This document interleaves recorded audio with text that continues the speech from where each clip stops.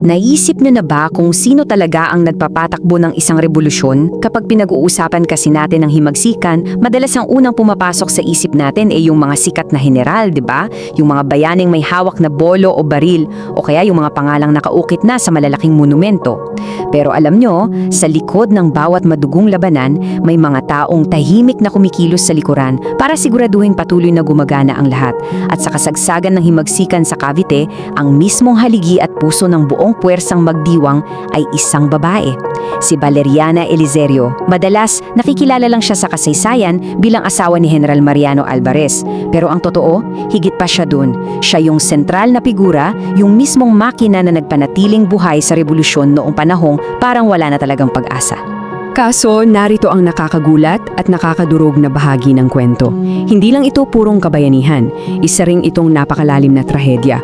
Paano nga ba nangyari na ang isang babaeng ibinigay ang mismong buhay at kaligtasan niya para sa himagsikan, ang itinuring na ina ng mga revolusyonaryo, ay ipinagkakanulo at ibinenta sa kaaway ng sarili niyang mga kababayan? Titingnan natin kung bakit ang pag-aresto sa kanya ay hindi lang isang simpleng pagkakahuli, kundi isang matinding sampal sa mismong kaluluwa ng revolusyon. Simulan natin dito sa unang bahagi, ang lihim na pundasyon. Madalas nakatutok tayo sa harapan, di ba? Sa mga kalalakihan, sa ingay ng mga baril, at sa mga madugong labanan. Pero para maintindihan talaga natin kung paano nakipaglaban ng magdiwang, kailangan nating silipin ang kanilang likod bahay. Dito nakapwesto si Valeriana. At hindi ito yung literal na likod ng bahay, Isa itong napakalawak at komplikadong operasyon.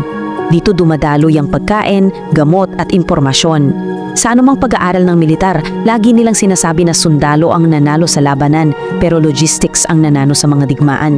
Habang nagbubuwis ng buhay yung mga lalaki sa unahan, si Valeriana naman yung matitiyaga at maingat na nag-oorganisa ng lahat ng ito sa likuran. Ano ba talaga ang eksaktong ginagawa niya araw-araw? Una, siya ang namamahala sa napakalimitadong supply ng pagkain at gamot. Pangalawa, siya ang humahawak ng mga lihim na mensahe, isang trabaho na literally pwedeng maging kapalit ng buhay niya kapag nasambot siya ng mga Kastila. At pangatlo, siya yung naging tulay sa pagitan ng mga sibilyan at mga sundalo. Grabe, ayon pa nga sa mga tala, walang ni isang kaba ng palay ang nakakapasok sa kampo na hindi dumadaan sa masusi niyang inspeksyon. Ganyan siya kakrusyal. Tinitiyak niya na hindi mapuputol ang supply line kasi kapag bumalya siya kahit isang araw lang, magugutom ang libu-libong sundalo at tapos ang boxing, mabilis silang matatalo. Dumako naman tayo sa ikalawang bahagi, ang puso ng magdiwang.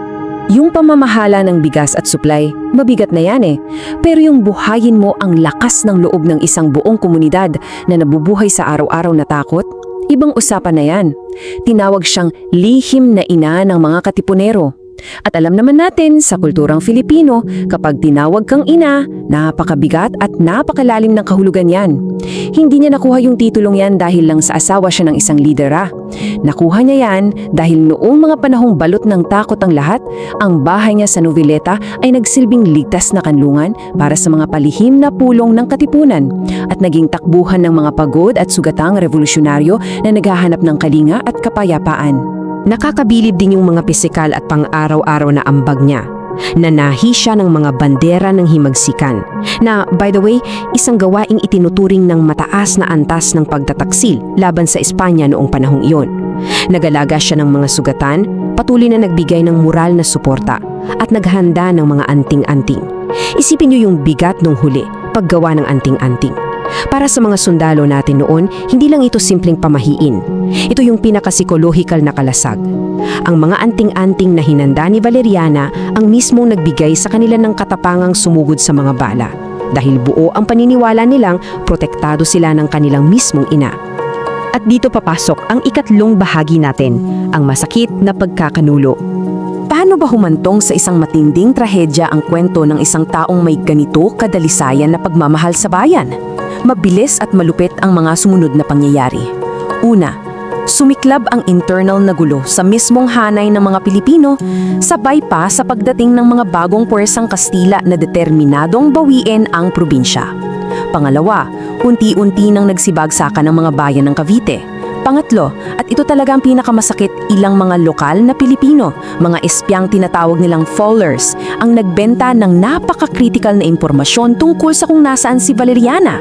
Kaya ika-4, naging matagumpay ang mga Guardia Civil na masukol at hulihin siya. Hindi to aksidente eh. Alam na alam ng mga Kastila ang ginagawa nila. Kapag ginuha mo ang mismong ina at pinutol mo ang supply line, dahan-dahang mamamatay sa gutom at takot ang buong puwersa ng magdiwang. Ang pagkakakalunong ito, kung susuriin natin, ay isang malinaw na salamin ng nabasag nating pagkakaisa.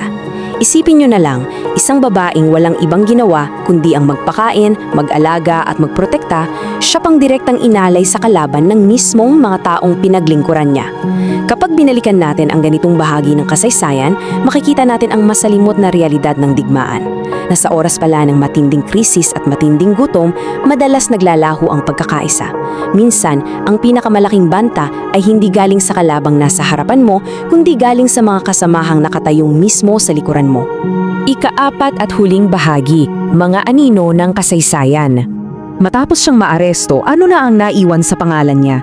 Ano ang aral at pamanang iiwan nito para sa ating lahat? Tandaan natin ito. Sa likod ng bawat inaangking tagumpay, laging may isang inang tahimik na nagsasakripisyo. Totoo, hindi humawak ng baril si Valeriana Eliserio sa frontlines. Hindi siya nakipagbalitan ng putok sa mga Kastila. Pero napakalinaw ng mga ebidensya. Ang lahat ng isinakripisyo niya ay katumbas kung hindi man higit pa sa kahit sinong general na may nakatayong rebulto ngayon sa mga plaza natin. Siya yung nakatagong makina na bumuhay sa libu-libong katipunero. Nakakalungkot lang talaga isipin na ang mga kwento ng walang sawang pag-aaruga at logistics na napakahalaga ay madalas nabubura at madaling napapalitan ng puro kwento ng pisikal na pananakop at labanan. Bago tayo tuluyang magtapos, gusto kong mag-iwan ng isang tanong sa inyo para pag-isipan. May kilala ba kayong hindi kinikilalang babaeng bayani sa kasaysayan ng inyong sariling pamilya? Sigurado ako kapag binalikan natin ang mga kwento ng ating mga lola o mga ina noong panahon man ng digmaan o kahit sa mga personal na krisis ng inyong pamilya, may makikita tayong tulad ni Valeriana. Sila yung nagsilbing lihim na pundasyon para makarating kayo at ang pamilya nyo kung nasaan man kayo ngayon. Tuklasin nyo ang mga kwento nila. Kasi napakaraming tahimik na bayani ang naghihintay lang na mabigyang liwanag at hindi nararapat na manatili sa mga anino ng kasaysayan. Maraming salamat sa pagsama sa amin sa pagsusuring ito. Hanggang sa muli! Kung nagustuhan mo ang kwentong ito, huwag kalimutang i-like ang video, mag-subscribe at i-on ang notification bell para sa iba pang alamat at kwentong bayan. I-share mo rin ito para mas marami pang Pilipino ang makaalala ng kagandahan ng ating mga kwento.